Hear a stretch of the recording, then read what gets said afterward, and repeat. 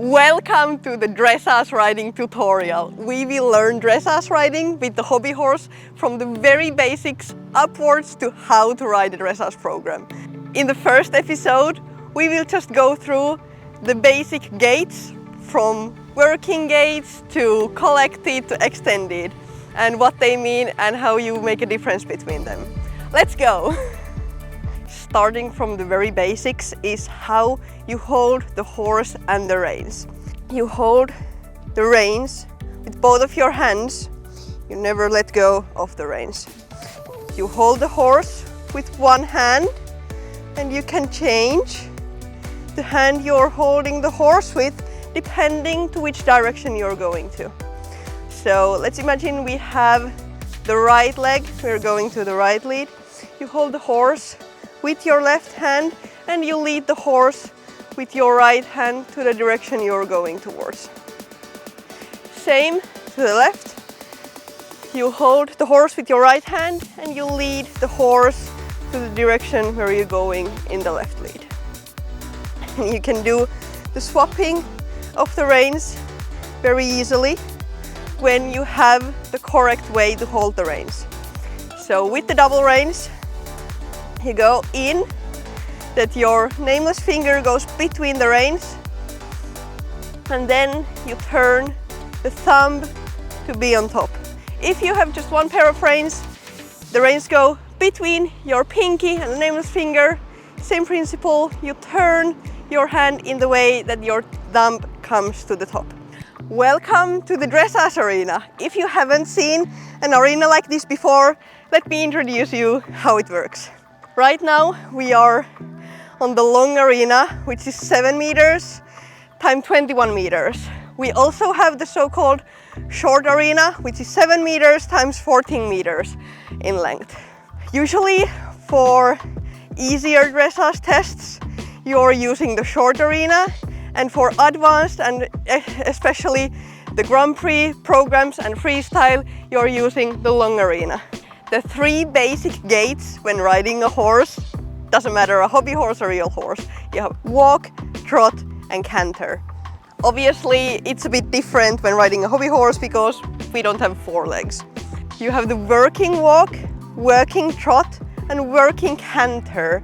And the working means that that's your natural basic gait, that you don't put too much effort into it, it comes naturally. Collecting means that you think the movement up, you collect your shoulder. Extension means you think the movement forward, not so much up. You can push the horse a bit forward and you extend your step. It doesn't matter which gait you are in, you always want to remain in the same tempo, so count your steps. The basic working walk, as we call it, is how you would naturally walk with the horse. Moving on to the collected walk is when you think the movement upwards. Your knees come up to a 90-degree angle. You point your toes.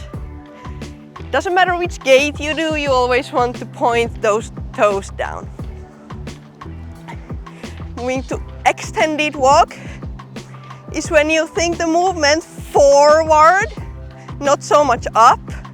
The tempo always remains the same or a bit faster.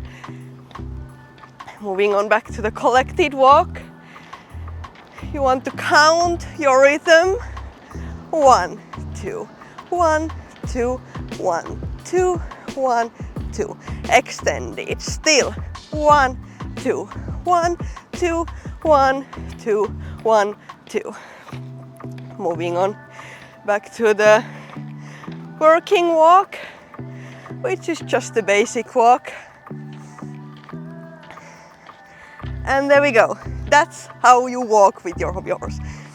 Your working trot is your natural way to trot with the horse. Nothing fancy, nothing flashy, but you keep the pace.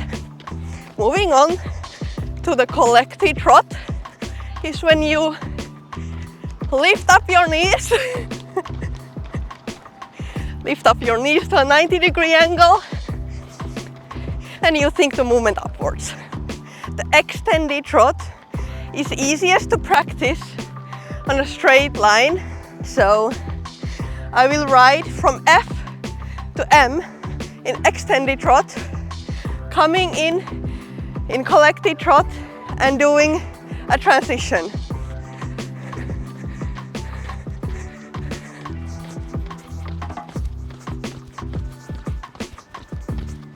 And back to collected trot.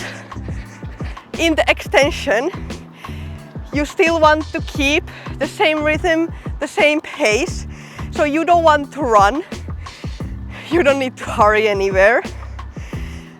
You lift up your leg from the hips as high as you can while still pointing your toes. So you don't want to kick up this way. Doing transitions, you want to be swift, you prepare, but when you do the transition, it's instant. Okay, now I did the transition out from the extension a bit early. Of course, it's also possible to do extended trot on a circle or doing any route, but just to get the hang of it, it's easiest to do when you're going straight. Let's do another transition from collected trot to extended trot, but this time we are doing half a circle and back to collected trot. So there we go. These are the trot gaits: collected, extended, and the working trot. Doing any collected gait or any gait in general, make sure that your knee doesn't bend more than 90 degrees. Always minimum 90 degrees or forward, depending which gait you're doing. In Canter, we always have the leading leg, and then I call the weight-bearing leg, or you could call the bag leg. Depending on which direction you're going to, that determines the leg and the lead you're using. So for example, going to the right, we are going to the right canter. So your right leg is the strong one. The right leg leads the movement and pushes you forward. And to the left, left lead, left leg leading.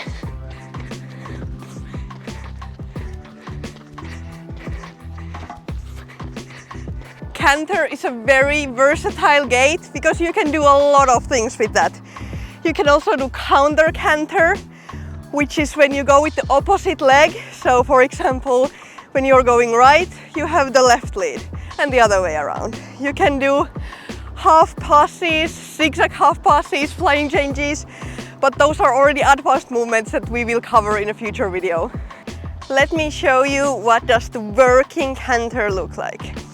So anytime we are on a working gait, again, that's your natural way to move in that gait.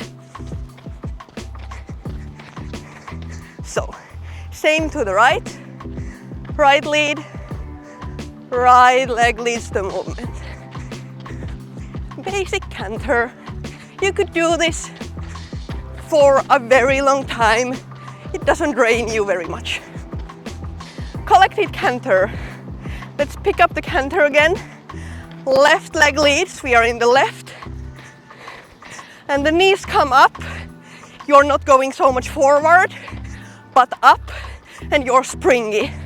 You want to cushion when you land from your knees and from your ankles, that you remain soft. Same to the right. Right leg leads. We're in the collected canter, and the right leg leading the right canter comes up high to a 90-degree angle. Next up, we will move on to extended canter, which is again a movement when we want to think forward. Picking up that right canter again, we are just in the working canter first, and we are gonna do a transition to extended canter right now.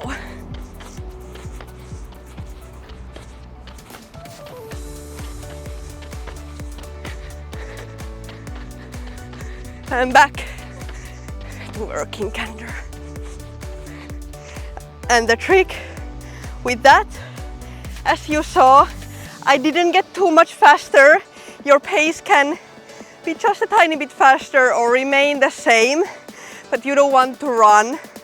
You're not rushing anywhere, you're just extending. And very easy mistake to make with the extended gaits is that you start to compensate your balance with your upper body. So you need to train your core and your back muscles that you're able to keep yourself upright and balanced, and that you keep your elbows next to your body, your hands with the reins next to each other.